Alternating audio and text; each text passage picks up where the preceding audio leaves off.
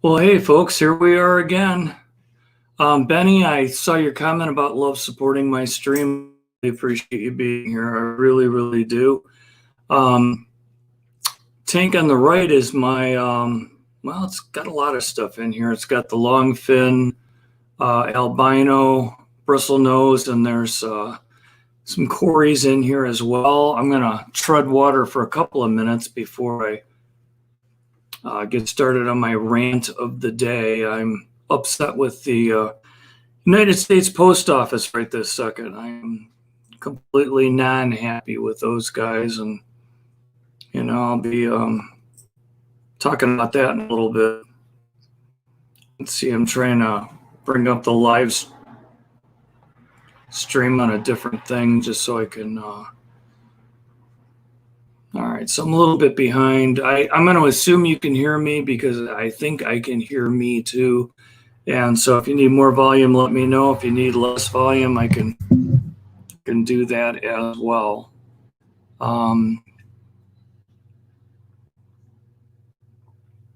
Right now, Benny, it's just you and me. Hope you've had a good week.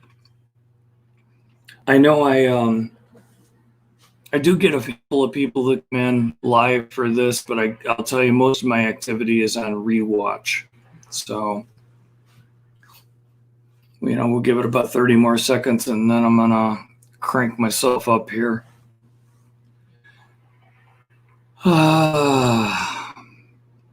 We're on Wednesday. Wednesday usually has 9 live streams. I'm usually the third one. Ooh, now we're starting to fill up.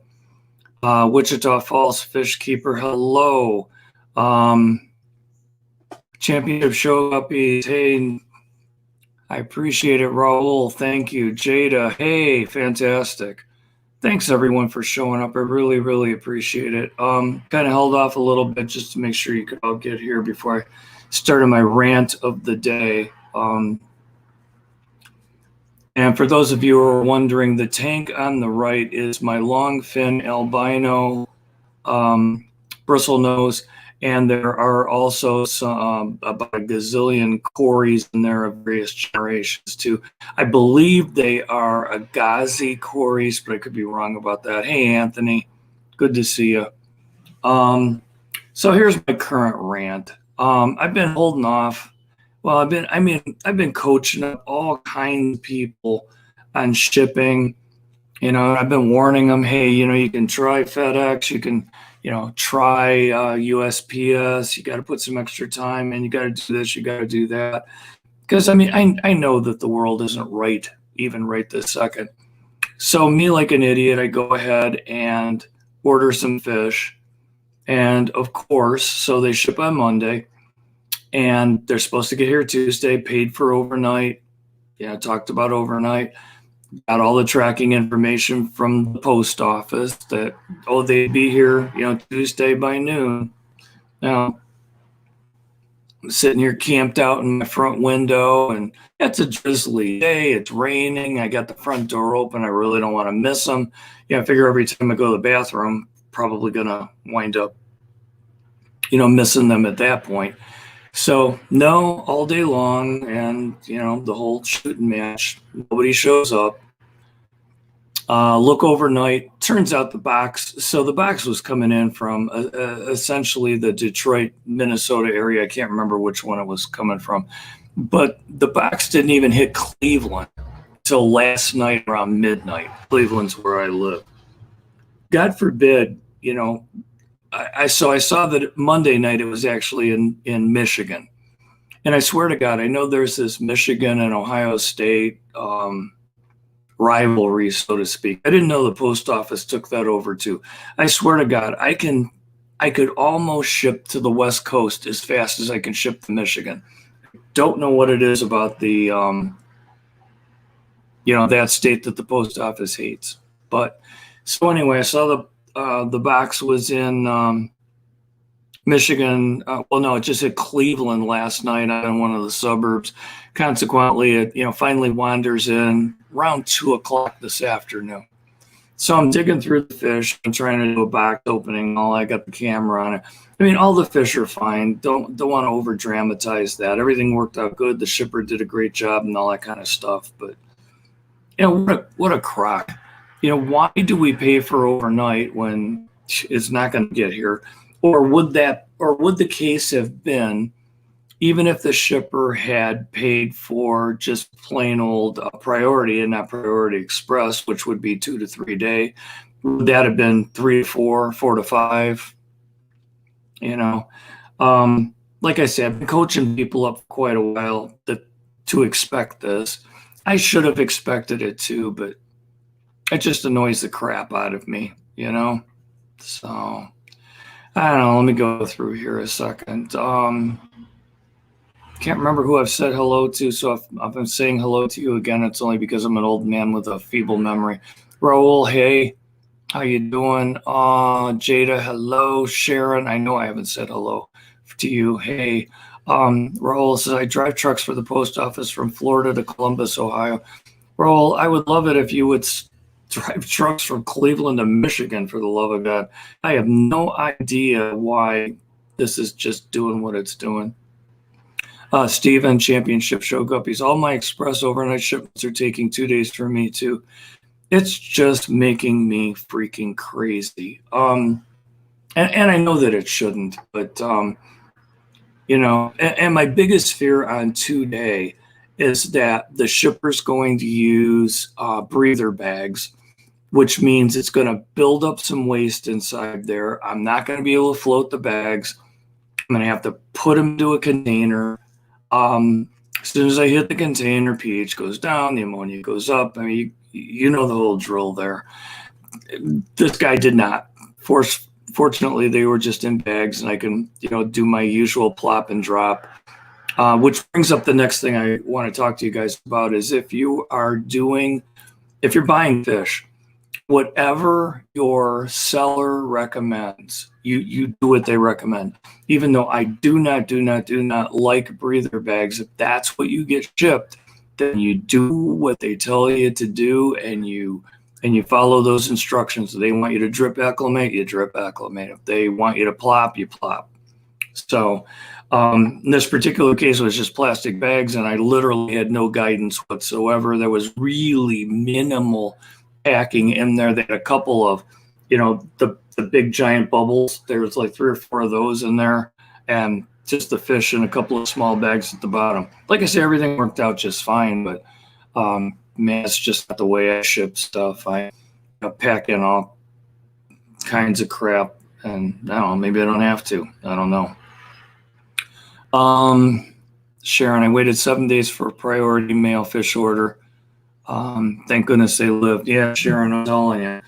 And there's some great stories out there. Dan's Fish had one in the wind for well over a month that lived. But I'd really rather not do it that way. Jada had snails end up riding a truck in another town north of me for delivery.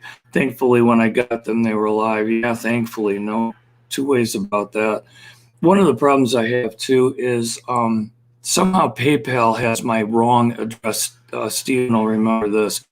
The last 2 digits are my address is 14. Somehow they have 24 in there.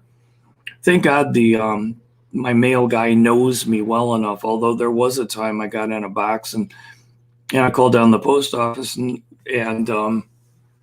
they actually had some of the managers delivering the boxes instead of leaving it for the route guys. And like the route guy says, if you'd have let me do it, I know where you live. My manager just dropped it off at 24. Well, there really isn't 24. So he actually dropped it at 22. And there it was just sitting out in the, out in the cold at that particular time. But everybody lived. So, hey, Darren, how you doing? So, like I say, all the fish lived, but I'm still just not impressed with this whole thing. Wichita Falls, hey, Craig shipped some plecos from here in Texas, California. Okay, Days was surprised they arrived in good condition. Boy, I guess I got to tell you, I am too, Wichita Falls. I know I can ship bristlenose and have them in the wind for a lot longer than I want them to be. Oh, my Ring doorbell. Apparently somebody big just walked by the house. I mean, I can get them out there for a long time, but there are other ones that are just way too tender for that.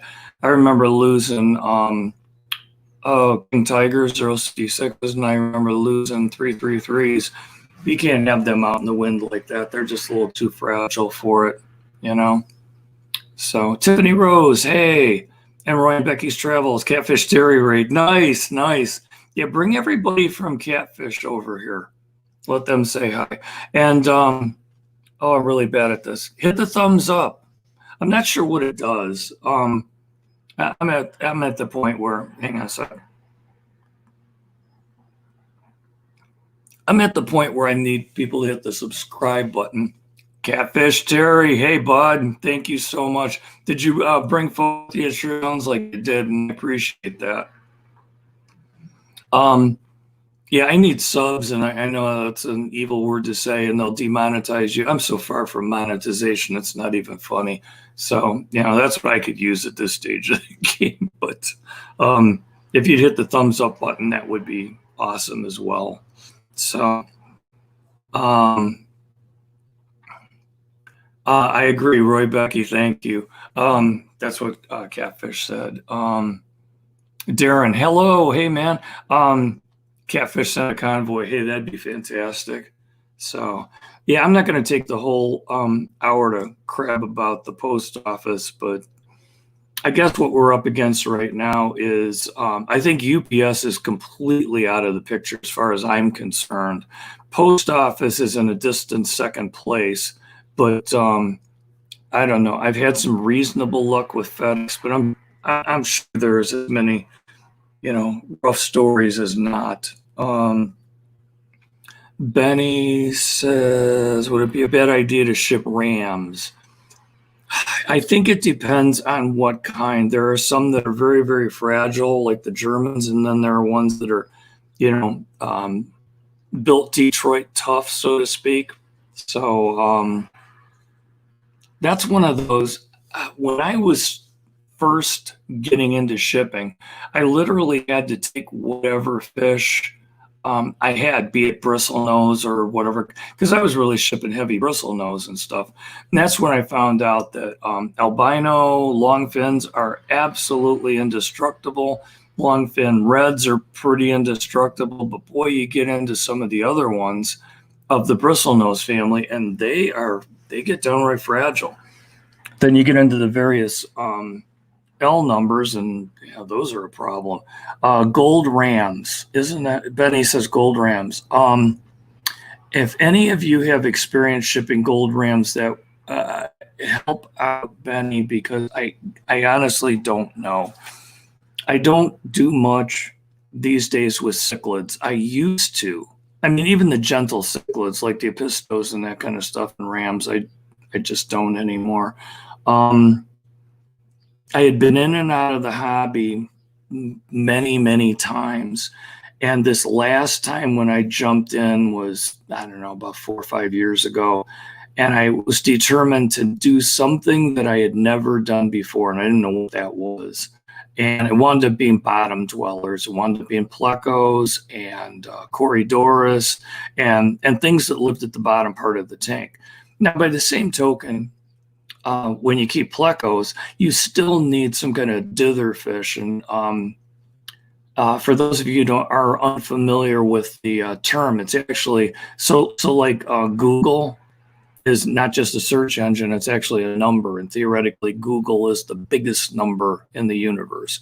Well, dither fish are if you could possibly picture yourself laying at the bottom of a river in the Amazon, and you look up and there's like billions and billions of fish. The phrase they use for that is dithers of fish.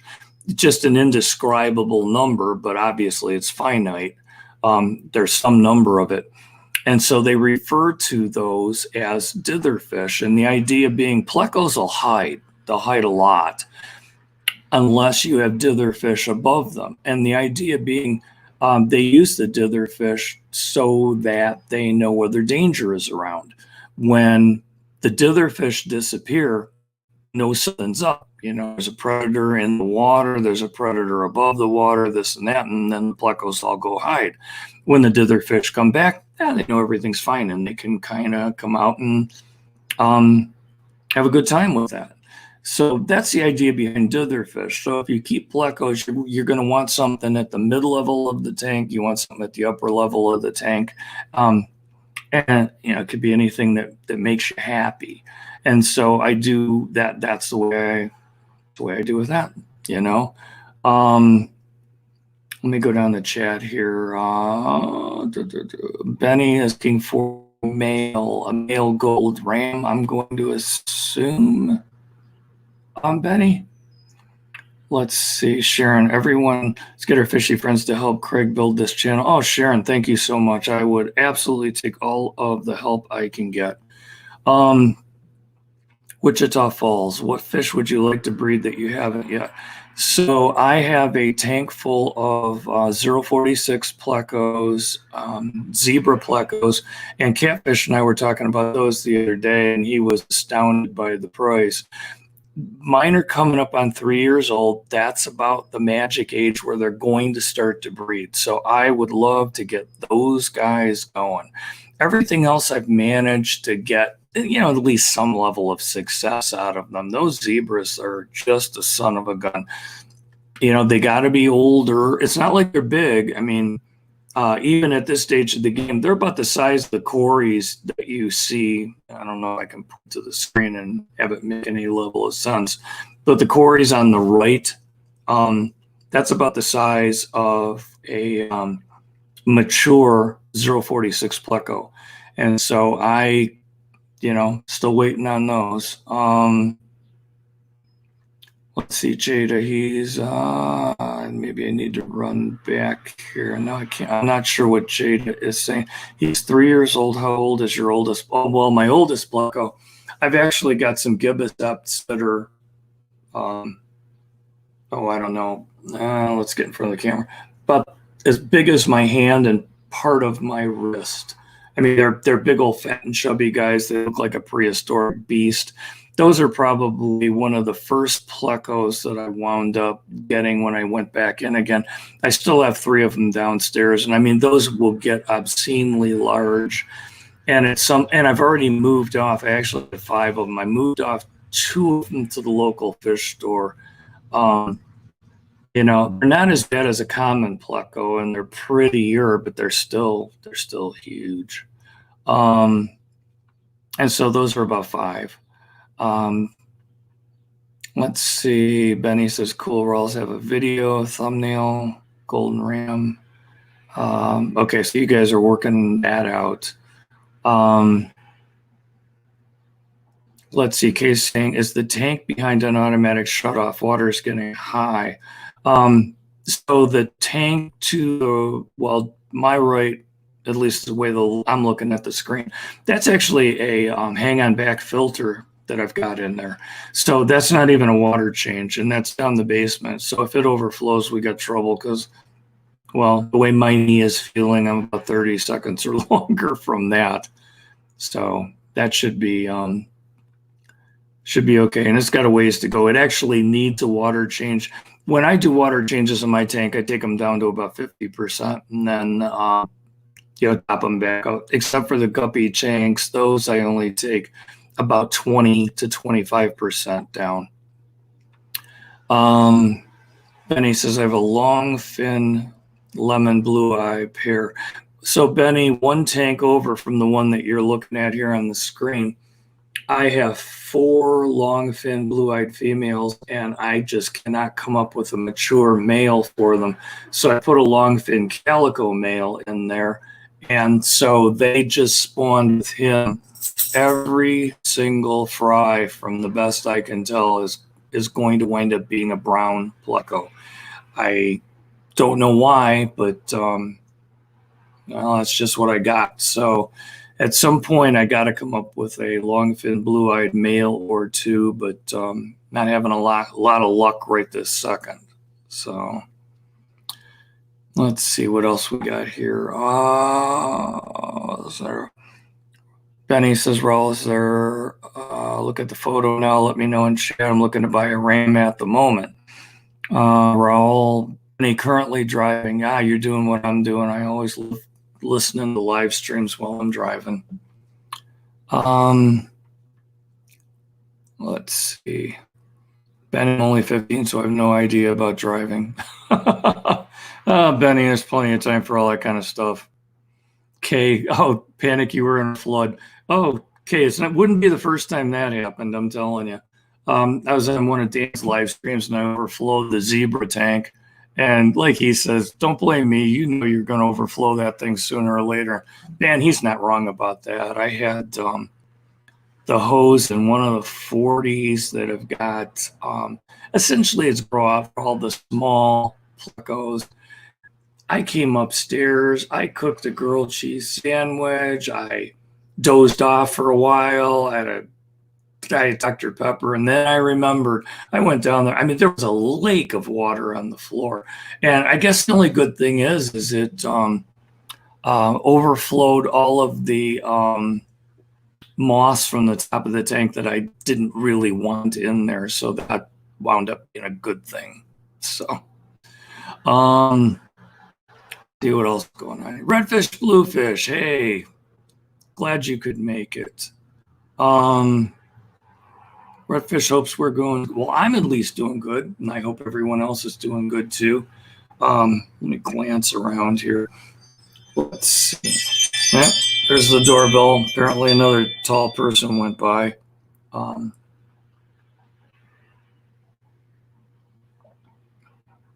Benny, how much would a longfin lemon blue-eyed fry sell for? Oh, so I won't sell fry. I won't sell plecos before they're about 1.5 inches long.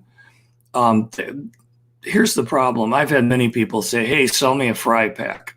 That works fine for guppies and stuff like that already live at the top of the tank. The biggest problem is if you send somebody a week or 2 or 4-week-old fry that's a pleco that lives at the bottom of the tank, they're going to put it in a tank. I don't care if it's even a 1-gallon tank. You'll never get food down to that fish so that they can actually eat it. And when you've got enough fish on the bottom, or I'm sorry, enough food on the bottom, then all you got is mulm, and that smothers the fish because of, I've actually got a video up called something about no more mulm, and it got me a pretty fair amount of traffic and a handful of people who told me I was flat out wrong, that mulm is a good thing. Well, only thing I can tell you is if you get enough mulm in a tank, you'll kill the fish. So anyway, Benny, so your question was how much would a longfin lemon blue-eyed fry sell for? So let's say you grew it out to the point where it's about 1.5 inches long and sell it there. I typically sell my longfin super reds for $35 at that size. Longfin blue-eyed, I'd feel comfortable letting that go at $30. My albinos at $25, and then when you start getting into the short fins, I was going to bring this one up too. Let's go ahead and add this one in here, even though there's not much happening. I'm going to leave this middle one up just on the off chance then swims by. There's a colony of short fin snow whites in this tank, and they're maturing out. There's some albino Corydorus in here as well, but the snow whites are very, very expensive. If memory serves, I paid $75 a piece for those, and that was at about 1.5 to 2 inches long. So those are a pretty pricey piece of business. So let me go back here. Redfish, a squirrel's collecting goodies in your yard. That is actually a landscaping truck that went by. Jada, do I keep any loaches? I don't keep any loaches. You might be asking someone else. Let's see what else we got. Roy and Becky's Travels. Oh, you got to run. Thanks for stopping by. I really, really appreciate that. Thank you. Jade, we have wild common plecos, and they're never down in the crud on the bottom of the canals. No, they're not. Yeah, those common plecos, that's a whole different conversation. They don't hide from anything. They're out there eating every piece of vegetation that you can humanly imagine. They are just this side of garbage dumps. They literally eat everything. They've they've just killed the waterways of Florida, and that's unfortunate. But well, there you go. Benny's taken off. Oh, you're welcome. Thanks so much for stopping by. I really appreciate it. I appreciate all of you guys getting in here. I really do.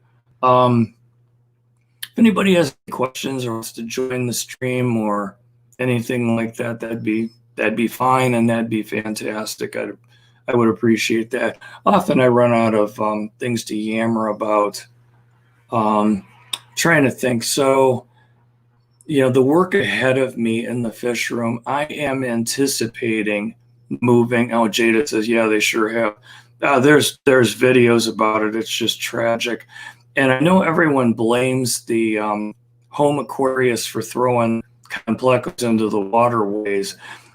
Typically, it's not that. Hurricanes come along and they either destroy the pools or blow the fish in the water out of the pools of the southern, the Florida fish farmers and stuff like that. And that's how they get there. It's typically not just one or two from the hobbyist, but,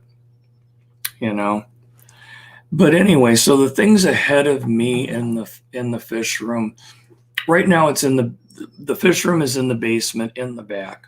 And I'm not getting the ventilation I want. And although I do have I have a pump in the back, God, I'm losing my my nouns here. It's essentially a sump. There's the word, sump pump.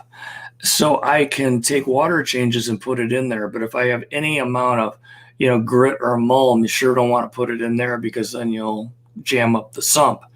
And so the actual sanitary sewer, which is where, you kind of want that stuff to go, that's at the other, that's like 30 feet the other direction.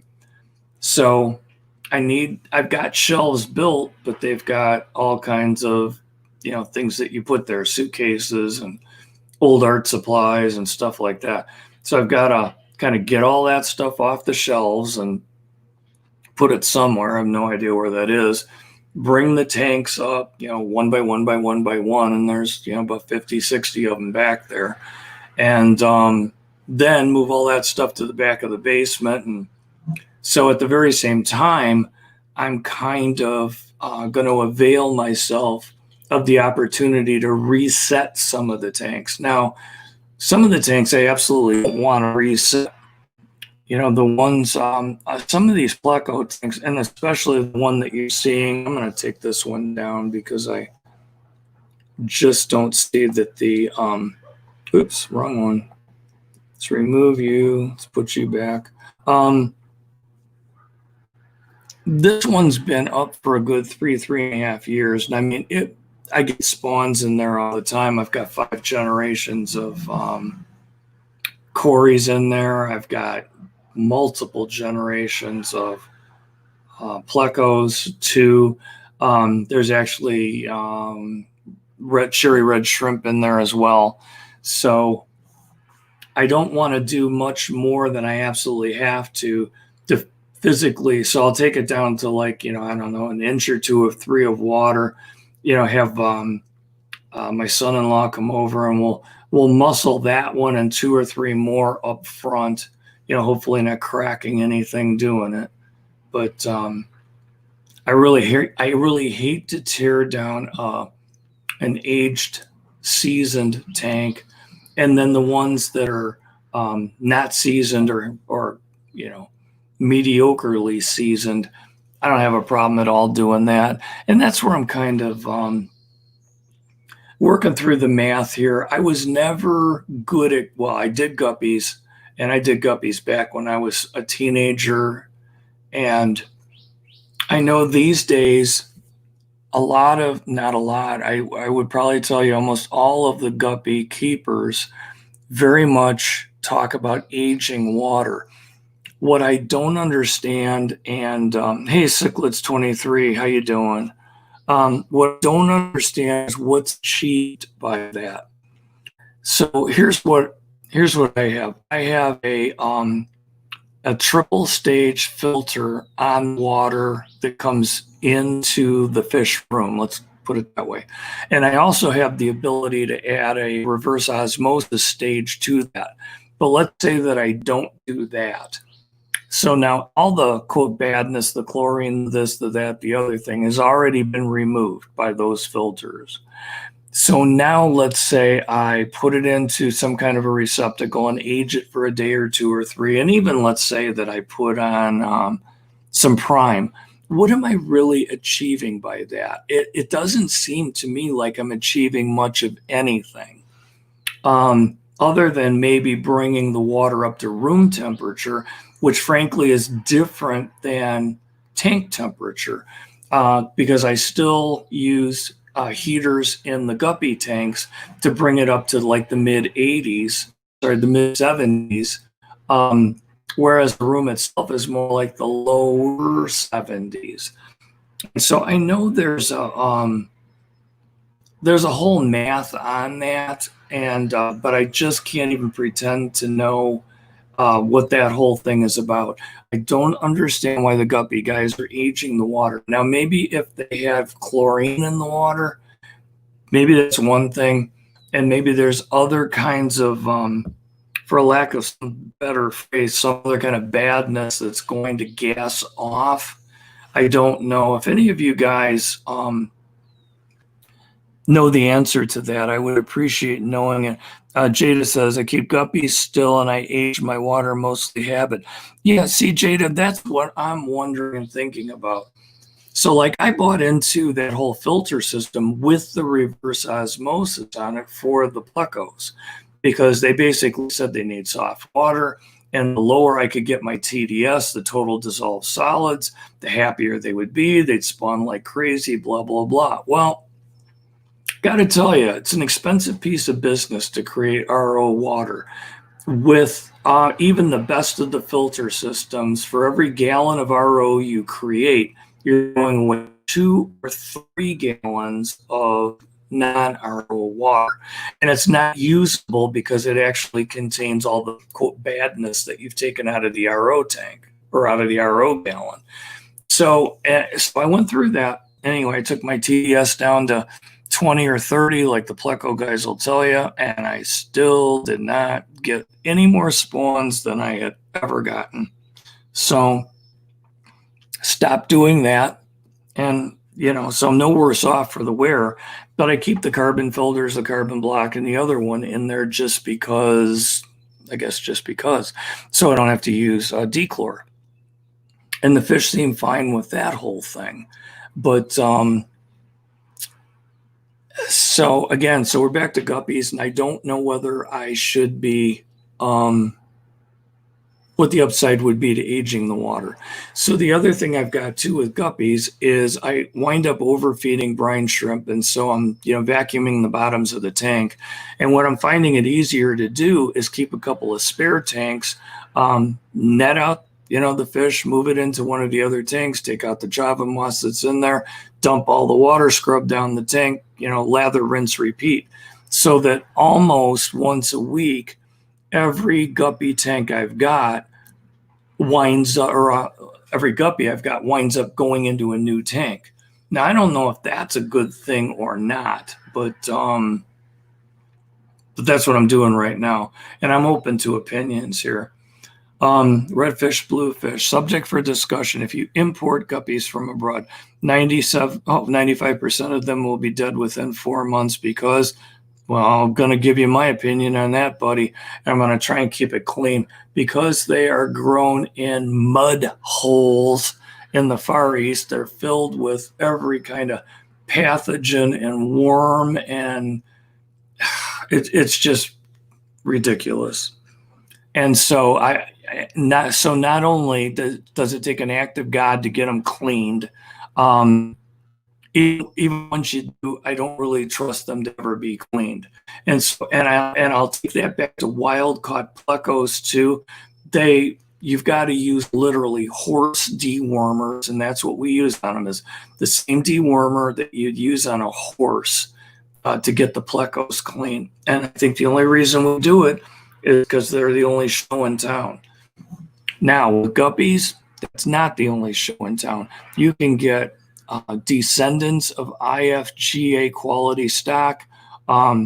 Stephen Quartler's on my thread. He's got them. Search around. There's a lot of people that have got them. You don't have to put up with these. You don't have to put up with worms. You don't have to put up with any of that crap. So redfish, I'm really glad that you asked that, because yes, I got an opinion on it, and I just don't like the whole concept. Now, I know you can get things that look pretty in the picture. The other thing I have found by watching Doug Gray's videos, he's brought in a lot of that stuff too. And I won't say he's been met with horrible disappointment, but I will tell you there's times he looks at it and goes, well, I'm going to try doing this with it, or I'll try doing that with it. So it doesn't sound to me like he got exactly what he wanted out of the whole exercise. And I mean, for those of you that don't know, there's the price of the fish, there's the exporter's fee, there's the shipping into the country, there's a trans-shipping fee, and that's the guy or woman at this end who receives it for you, gets it through customs, gets it through border protection and Fish and Game. They want money. Then they repeg the fish, put them on an airplane, and send them to you. So, let's the $10 fish, you're probably looking at $30 to $40 for that fish. So literally 10% of it's actually the price of the fish, and the other 80%, 70% is all of the other stuff. So it's a rough piece of business. I've been thinking about bringing in Plecos. A good friend of mine who we partner up on with lots of stuff just went through that exercise, and the whole import process, when all is said and done, and he didn't need a transhipper because he had somebody here on this side that did that, it was still phenomenally expensive. So let me go back to the chat. Jada, back in the 70s, we had well water, and I had never heard of dechlor. I use prime now, but still age water. Yeah, I mean, and dechlor, you can buy the powdered kind and just make gazillions of it to dechlorinate the water. I think there's got to be a different reason, though, to age water and not just chlorine. I still don't know what it is. Jada's saying calamanus worms. I think to redfish's thoughts on the guppies from the Far East, it's more than just calamanus worms. There's bacteria that lives under the skin and the gills. There's matter of fact, I was just looking. I'll see if I can bring this one up.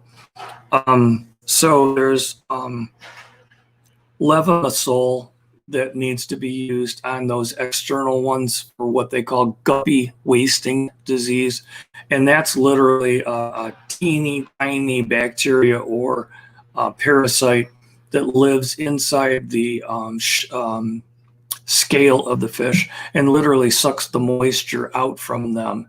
And so that's how you deal with that kind of stuff.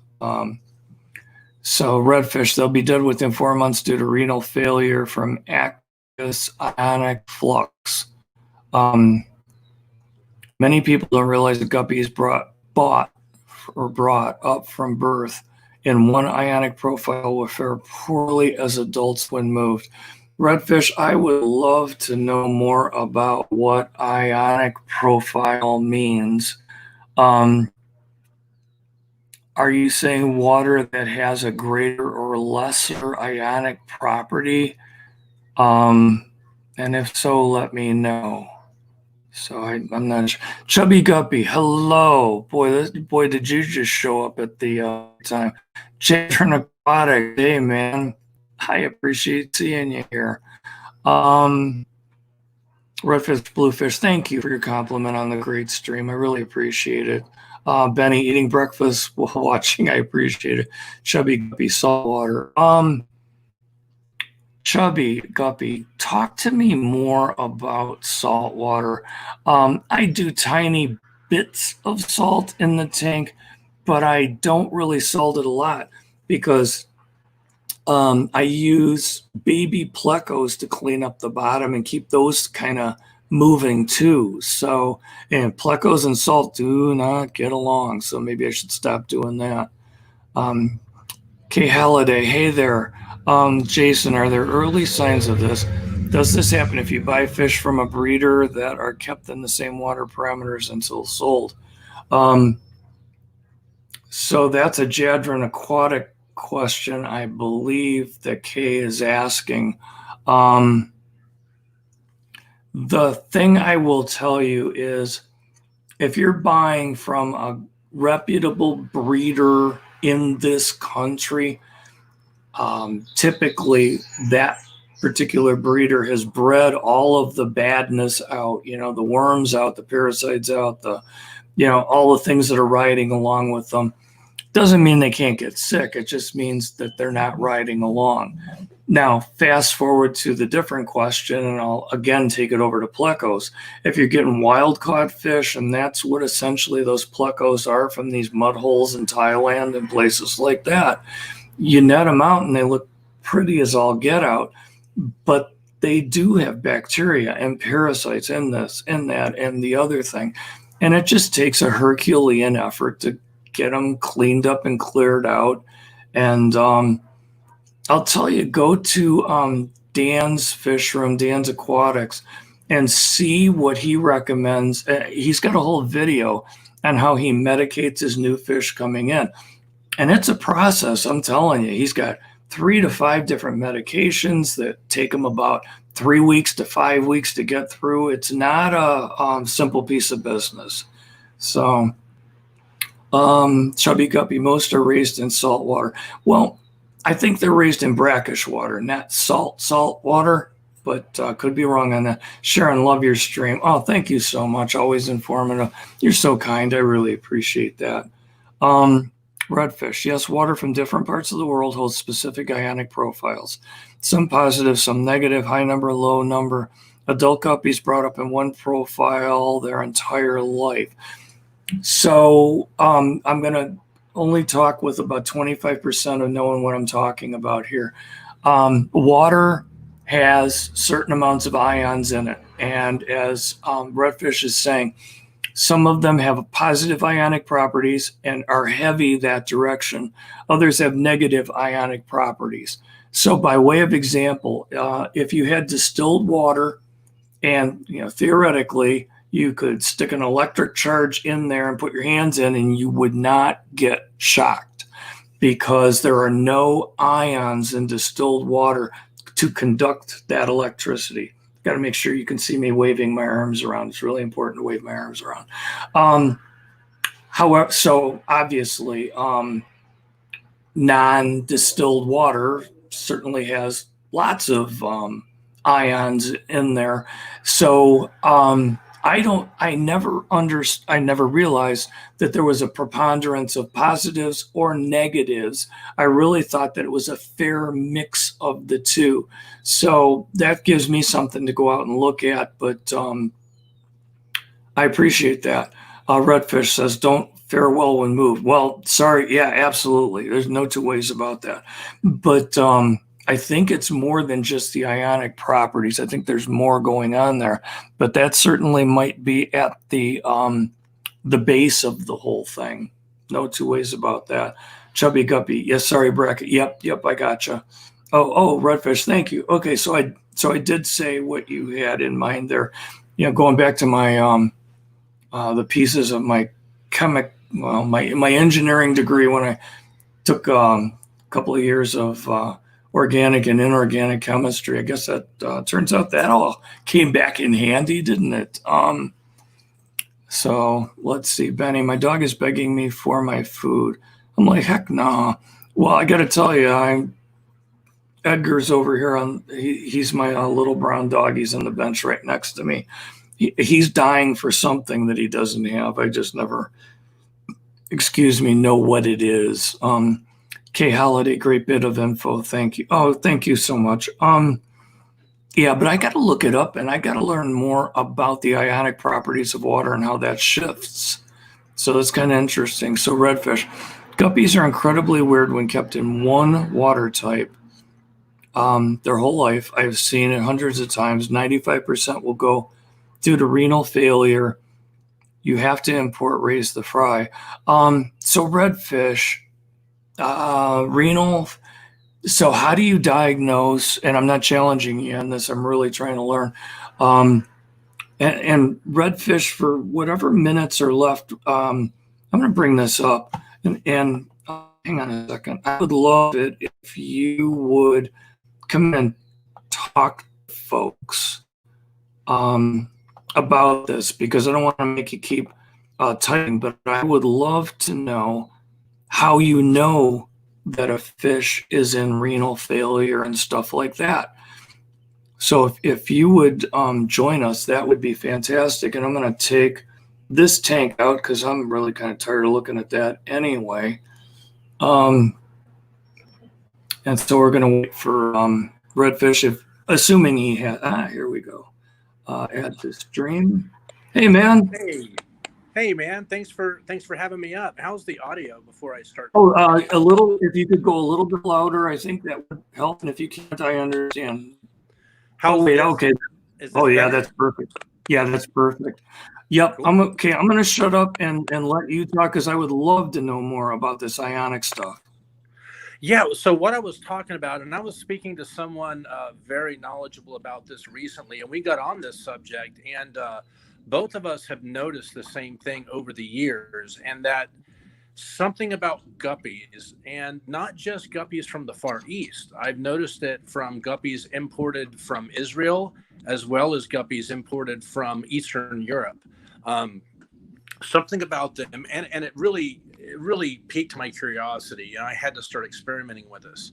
So what we notice is that no matter what, 95% of your guppies that you import from abroad, 3 to 4 months, they'll start fading. And many people just chalk that up to, live bearer wasting disease, because there are so many parasites. Oh my gosh, there are so many things that you find specifically in guppies and endlers, live bears, but guppies especially when you bring them in from abroad. So to talk about how to notice when this is going on, and I'm quite certain you've noticed this before in guppies that are imported, 3 to 4 months into it, especially with females, because females don't have a lot of color, right? And if you happen to import a guppy strain that is more of a light fleshed, guppy, like a lighter fleshed color, you'll notice that within 3 or 4 months, the females will start getting lethargic, especially, and they'll start hanging around the back. And what they'll do is this, and forgive me for the shakiness, but they'll be in the back of the tank, and they'll be hanging out towards the top of the water. They won't be moving much, and they'll be kind of hunched over like this, kind of curved. Their back. I have seen that. Yes. You've seen that. They'll just be hanging around. Now, here's where I started noticing. I started experimenting. I started noticing that the females that started doing this, especially in the light fleshed guppies, they take on a weird glow and iridescence. Now, this is the beginning of what later becomes pine coning in a lot of cases. Now, these guppies won't full on pine cone, right? And you've seen a fish that's getting ready to start pine coning. They get iridescent and weird colored, right? Kind of glow almost. Exactly. For those of you that don't know what pine coning is, the scales are starting to come out, and it literally looks like a pine cone. So I'm sorry. No. Thank you for explaining that. And there's like a maybe a day or two, sometimes 3, like a phase before that full on pine coning, where you'll notice what's going on with these fish. It looks iridescent. It is iridescent. It absolutely is. It's pale. It's bloating. And it changes the color of the fish. So what I started noticing is that these fish would start doing that, and then within maybe a day or two, that's it. They're gone. Now, what I also started noticing in these fish, and we're talking 95% easily of imported fish from Israel, India, Sri Lanka, Thailand, whatever. I mean, you get them in, you treat them with levamisole, you hit them with anti-bees, you definitely hit them with some kind of anti-parasitic protocol for sure. They're live bearers. Does Sure. not matter one bit. 95% of those guppies will be dead within 4 months. So what these people do, a lot of people don't realize it, they're importing them. They're flushing all the fry that they can out of them into our water, right? The fry are totally fine, right? Because they weren't born in that totally weird, bizarre ionic profile that they're coming from in Israel, in Thailand, in Eastern Europe. They have totally different ionic profiles than what we have. And it's an operating theory at this point, but it certainly points to ionic indifference, because we know that in fish, a major swing in pH and TDS and an ionic profile will cause renal failure. We know that much. Okay, so I did not know that. And do you know how they found out that it's renal failure and not God knows what else?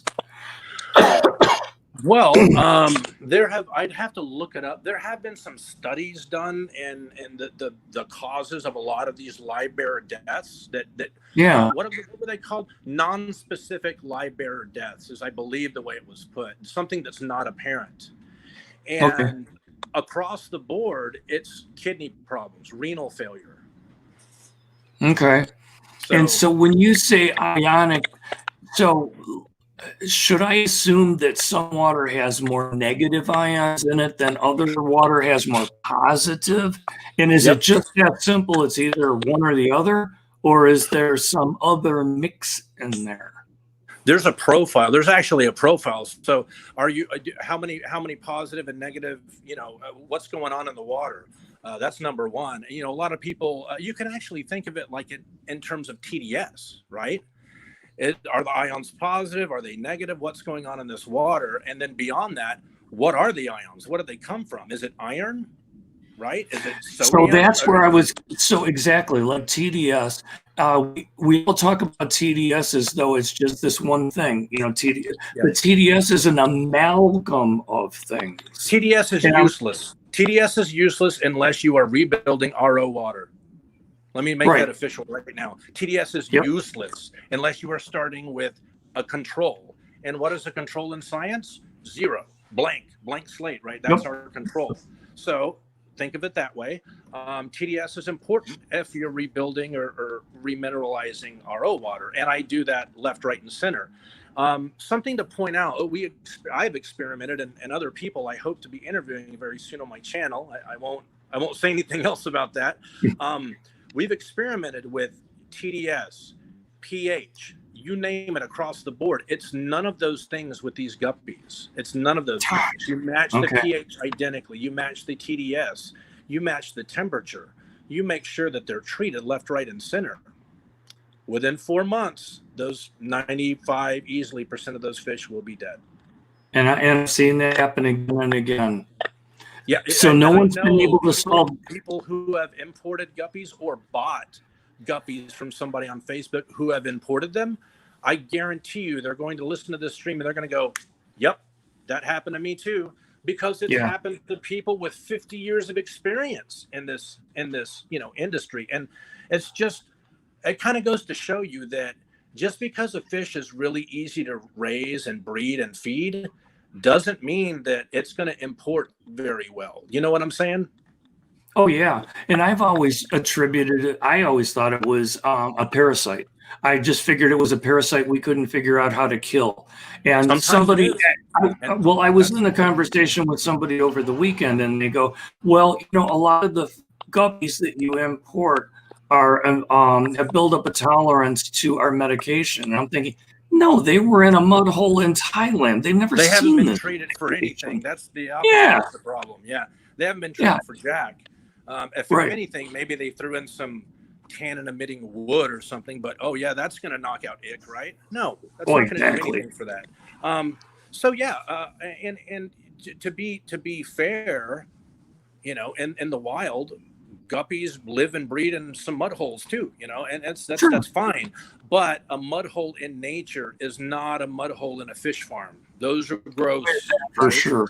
Yes. Totally different. So I really appreciate you inviting me up, and I talk a little bit about ionic profiles in water. There's tons of information out there on ionic profiles, and you can look up water profiles, and it's demonstrable with chemistry. So pretty neat stuff.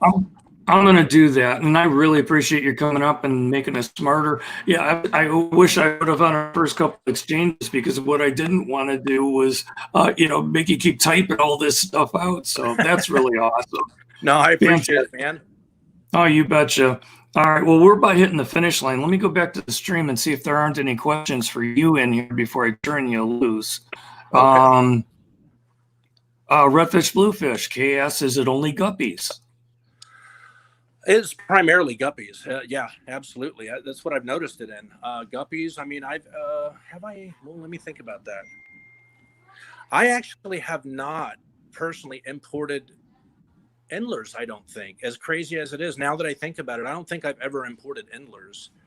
I have not heard of it happening with endlers. I have experienced it firsthand with guppies. Platies, nope, not the same issue. Okay. That sort of thing. I haven't noticed that same problem. I mean, I will tell you that bringing in plecos from South America, they're either if they're going to die and you can't get them, dewormed in a reasonable, they're going to die. It's not a magic 4-month thing. You're going to lose them in the first week or two. Yeah. And see, that's something that I haven't had a ton of experience in, importing plecos, ancestris, whatever you want to call them. I haven't. I've spoken with a lot of people who have, and I know that they have their challenges, and I hate to sound, to go back to the whole, oh, well, it's a bottom feeder fish, but there is some logic to that. Fish that live on the bottom tend to pick up creepy crawlies, because that's where a lot of them live, right? So. Sure. No, that's absolutely true. All right.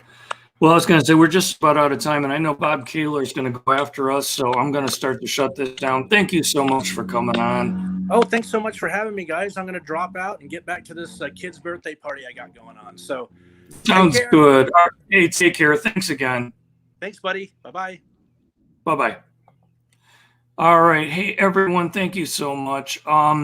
If you didn't get all your questions answered, leave them in the comments on the video, and we'll see if we can't get them answered for you.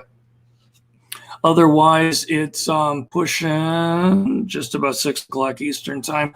Pretty sure Bob Kaler is next to jump onto his stream. And thanks so much for being on mine. Hit the thumbs up if you would be so kind. If you're not a subscriber, I really wish that you would be. If you are, I thank you so much. And you guys have a good week. I'm going to try and get a video up this week. I have 3 of them that are sort of in the process of being built. So we'll see how that goes. All right. Chubby Guppy, new sub. Thank you so much. Chubby Guppy says the schedule shows Bob canceled. Oh, I did not know that. Okay. Well, it doesn't mean I'm going to talk longer. But thank you so much all for being on here, and I'll see you all next time, next Wednesday, 5 o'clock Eastern time. Again, thank you. Have a good evening, week, night, and take care. See you.